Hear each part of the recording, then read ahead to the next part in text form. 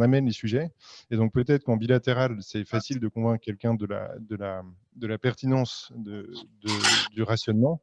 Mais pour le grand public, c'est-à-dire les personnes qu'on ne pourra pas toucher directement autour d'une table ronde ou d'une discussion bilatérale, malheureusement, je pense que ce sera très compliqué. Et en fait, on perd avec un petit temps de retard, quoi. Autant trouver un terme qui soit d'emblée séduisant, quitte à ce que ça emmène des personnes tout de suite.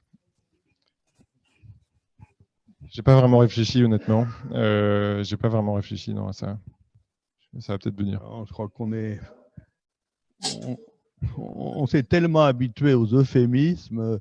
On parle plus de mort, on dit il est parti. Je veux dire, Churchill avait raison de parler, je vous promets, du sang et des larmes. Je veux dire, le découplage de notre bien-être avec l'énergie dont on est devenu complètement servile, ça va être difficile. Et donc, c'est pas en remplaçant rationnement par frugalité. Je pense qu'il faut partir de l'obligation de résultat dont découle le rationnement. Et je pense que c'est une erreur, voire une démagogie, je m'excuse de peser mes mots, voire une démagogie que de prendre les gens pour des cons.